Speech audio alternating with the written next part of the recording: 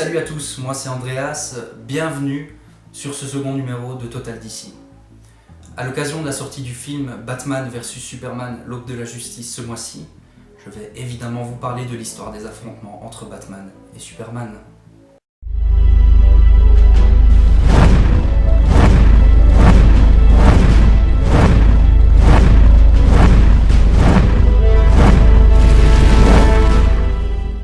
Batman et Superman sont les tout premiers super-héros à avoir été créés dans notre monde. Ce sont, comme qui dirait, des tauliers. Nous les avons tous déjà vus combattre côte à côte, que ce soit dans les comics ou dans les dessins animés. Et ce que peu de gens savent cependant, c'est qu'ils se sont aussi régulièrement affrontés pour des raisons quelconques. Alors de ce fait, j'ai choisi 3 histoires pour faire le point sur ces combats opposant les deux mastodontes de DC Comics.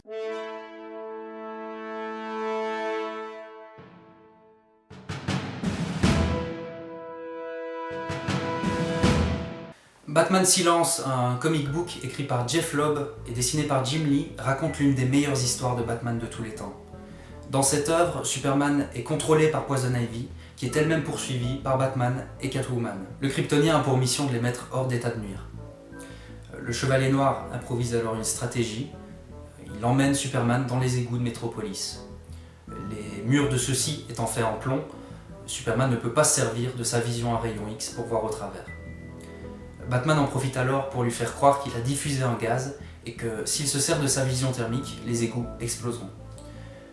Ensuite, Batman commence à frapper Superman avec une bague en kryptonite. C'est finalement lorsque Kal-El voit Lois Lane en danger, car elle a été capturée par Catwoman, qu'il parvient à sortir de l'emprise d'Ivy et ne regrette pas d'avoir confié ce morceau de kryptonite à son ami Batman. Le combat se termine par une poignée de main entre les deux super-héros. Mais attention, il ne faut pas voir ce combat comme facilement engagé par Batman. Malgré le fait que Superman soit sous l'emprise d'Ivy, lorsque celle-ci lui ordonne de tuer Batman et Catwoman, il refuse. Cela signifie donc que même sous l'emprise des sports d'Ivy, Superman lutte intérieurement pour tenter de se contrôler. De plus, lorsque Batman cogne Superman au visage, il se dit que s'il continue de le frapper, il risque de perdre sa main, et ce malgré l'usage de la kryptonite. Il est donc conscient de ses limites et espère une réaction rapide de Catwoman dans l'exécution du plan.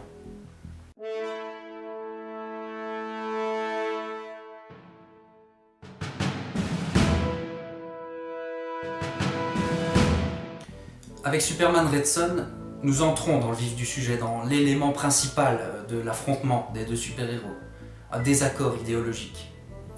Superman Red Son, écrit par Mark Millar, est une histoire façon « et si ». Et si le vaisseau du petit Kal-El n'avait pas atterri dans une ferme du Kansas, mais dans un kolkhoz soviétique en Ukraine? Et si le camarade Superman devenait secrétaire général du Parti communiste suite à la mort de Joseph Staline? Voici donc l'histoire. En pleine guerre froide, l'URSS dévoile des clichés top secrets au monde entier. Ces clichés dévoilent Superman comme l'arme suprême extraterrestre, le super-homme capable de raser un pays rien qu'en soufflant dessus. Pris de panique, le président Eisenhower demande alors à Lex Luthor d'élaborer un plan pour contrer cette arme soviétique vivante. Quelques années plus tard, à la mort de Staline, Superman prend donc les directives de l'URSS et fait adhérer tous les pays du monde au système communiste. Tous? Non. Les États-Unis et le Chili, les deux derniers pays capitalistes, résistent encore et toujours à l'envahisseur. Et pour combien de temps? Après avoir réglé quelques problèmes externes, Superman s'attaque donc à la menace Batman. Ce chef terroriste mène une résistance farouche au système imposé par le Kryptonien. Et pour en finir avec, Batman, ou Batmankov, décide de kidnapper Wonder Woman et de la ligoter avec son lasso de vérité.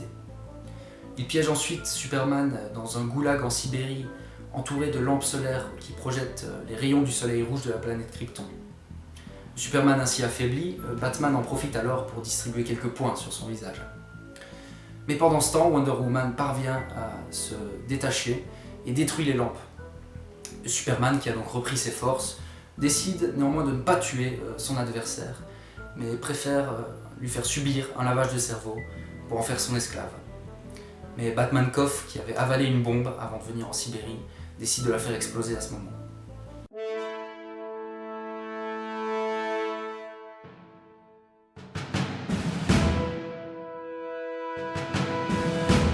L'histoire de Dark Knight Returns de Frank Miller est la suivante. Bruce Wayne, sexagénaire à la retraite, décide de reprendre du service lorsqu'une bande de malfrats appelés les Mutants pense régner sur Gotham City. Les méthodes employées par le Chevalier Noir pour appréhender le chef des mutants ont fait beaucoup de bruit. Et suite à l'appréhension de celui-ci, donc, de nombreux membres du groupe ont décidé de retourner leur veste pour former ce qu'ils appellent le groupe des Fils de Batman. Ces fanatiques font respecter l'ordre au nom de Batman, ce qui exaspère beaucoup la police et la nouvelle commissaire Yindel, mais aussi le président des États-Unis d'Amérique, Ronald Reagan. La ville de Gotham devenant complètement bordélique, le président décide de faire appel à Superman pour parler à son ami Batman afin qu'il agisse pour que la police puisse faire son travail correctement. Mais le milliardaire gothamien n'est pas de cet avis, puisque selon lui, la justice règne à Gotham et il n'y a rien à changer. De plus, il déteste ce qu'est devenu son ami Superman, un toutou qui obéit aux ordres. Et effectivement, Superman est devenu un soldat, puisque en plus d'aider les États-Unis dans les conflits avec Cuba, il doit absolument appréhender Batman, qui est devenu désormais hors la loi aux yeux du gouvernement. Il n'y a donc plus d'autre alternative, les deux héros doivent se battre. Alors le Chevalier Noir donne ainsi rendez-vous à son adversaire en plein centre de Gotham. Ça va saigner. Après quelques échanges de coups, Batman donne le signal à Oliver Queen qui tire une flèche remplie de kryptonite en direction de Superman. Ce dernier parvient à la stopper, mais le contenu se libère sous forme de gaz. Kal-El est ainsi affaibli et commence à perdre ses pouvoirs. Mais dans le même temps, Bruce Wayne simule une attaque cardiaque. Le jour de son enterrement, le monde entier apprend alors qu'il était Batman. Clark Kent, présent aux funérailles et qui commence à récupérer progressivement ses pouvoirs, entend le cœur de son vieil ami battre dans le cercueil, mais préfère ne rien dire et laisse Robin le déterrer. Notez que Batman vs Superman, l'aube de la justice de Zack Snyder n'est pas une adaptation de ce comic book, mais plutôt un hommage.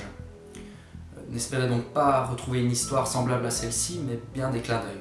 Vous l'aurez donc compris, à travers ces trois histoires, Batman est venu à bout de Superman à une reprise, et le Kryptonien, lui, n'a vaincu Batman que parce qu'il s'est suicidé.